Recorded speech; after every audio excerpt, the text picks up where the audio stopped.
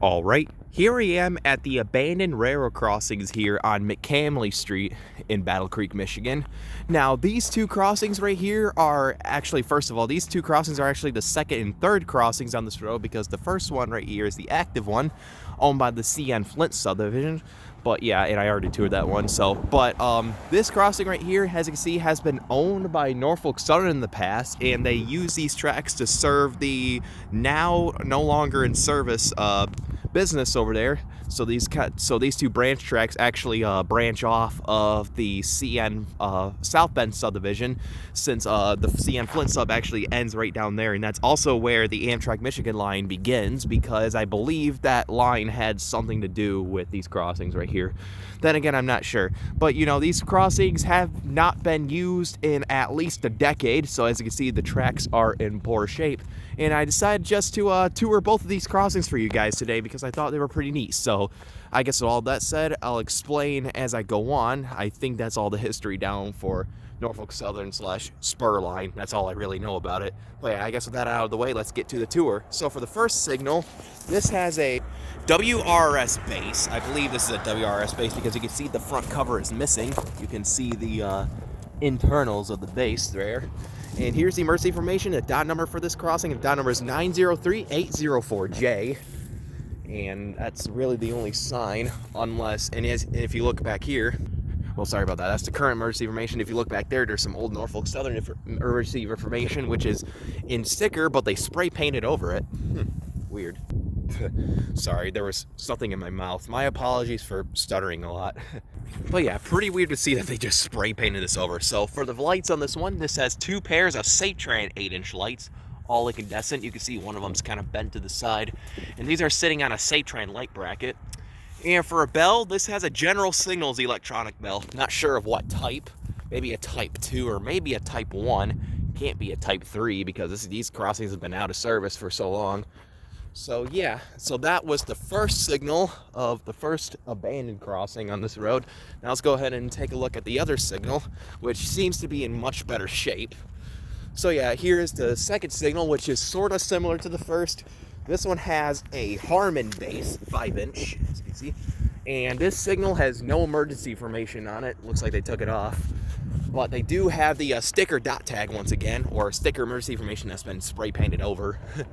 Oh yeah, and for the lights on this one, this has two more pairs of Satran 8-inch lights, all incandescent, sitting on a Satran light bracket. You can see one of them has a beehive in it.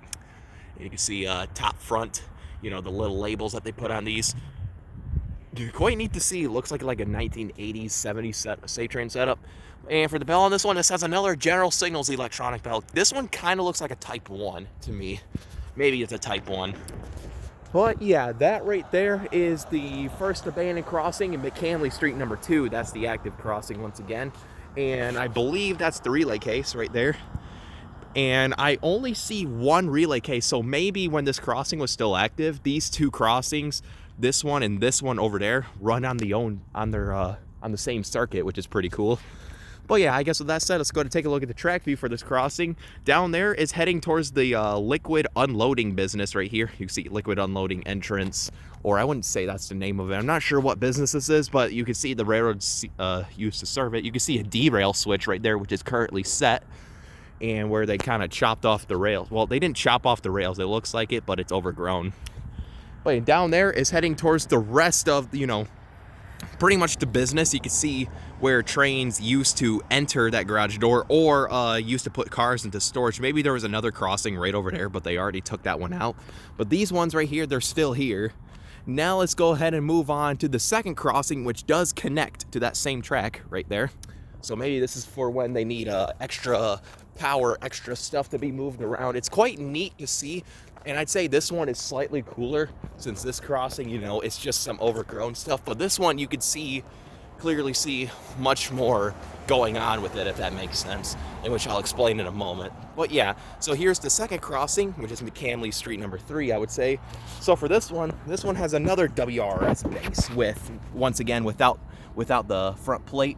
You can see the tags and prongs into it. Oh yeah, and here's the emergency information. The dot number for this crossing, the dot number is 903804J. I believe that's the same dot number. I think this is the same dot number. and I might have just repeated myself, but yeah. And this one also has this sticker emergency information, but they actually looks like they scraped this one off and painted it over again. Oh yeah, and for the lights on this one, this has 2 pairs of Satran 12 by 20 inch incandescent lights, all sitting on a Satran light bracket, as you can see. And trucks do go through here every now and then. And for a bell on this one, this has a Western Cullen Hayes mechanical bell. Looks like a 1st or 2nd generation. But yeah, that right there is this next signal, the 1st signal on the 2nd crossing. Now let's see if I can shake it and see if the bell will ring. So let's give it a try. Yep. You can shake the bell pretty easily on this signal, actually. And it's very clacky too. So that's the 1st signal. Now let's go ahead and move on to the 2nd signal, which is sort of similar. Now another thing worth mentioning is look at these crossing boards. They're the rubber crossing boards. I thought it was made of bricks at first, but it's actually a rubber crossing board made up of, you know, red rubber tiles. And you can see one of the rails are completely asphalted over, which I believe one of the stories I've heard was sometimes when cars go over this, they would pop a tire on that rail since, you know, it's so worn and sharp. So they just asphalted it over because they're like, nobody's gonna use this anymore anyway.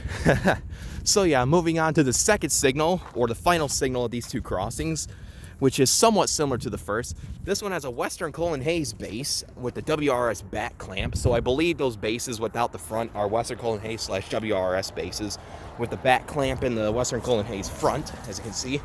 And here's the emergency information once again. And for the lights on this one, this has 2 pairs of Hawker and Satran 8-inch lights. You can see the box logo. These light heads look to be in really good condition somehow. But yeah, and these are all sitting on a Satran light bracket once again. And for a bell, this has another Western Cullen Hayes mechanical bell, which I believe is a 1st or 2nd generation, because I believe the one that I just rang over there was a 1st generation.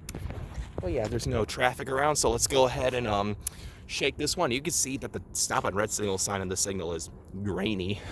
So let's go ahead and shake this one and see what the bell sounds like on this one. Oh, yep.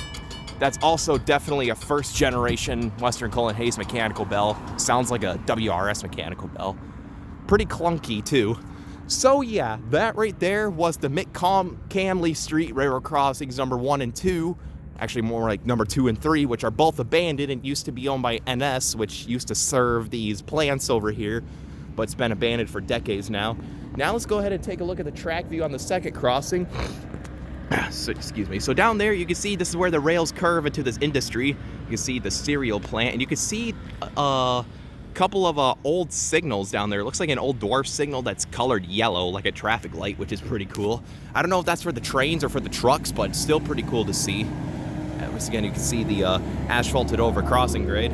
And down there is heading right towards that junction right there. That's pretty much all it heads to. And as I mentioned earlier, it goes straight into that facility over there, in which I believe they're gonna rip out the rails here eventually, because you can see they're in very, very poor shape. So yeah, that right there is my tour of the 2 abandoned crossings on McCamly Street here in Battle Creek, Michigan. Both used to be owned by Norfolk Southern, which I believe has something to do with the Amtrak Michigan line, since they do send NS trains over there every now and then. And it also used to be owned by NS, but who knows though. But still pretty cool stuff to see here still remain for the time being. Rest in peace to those crossings. You can see where the tracks curve as well. So I guess with all that said, over and out.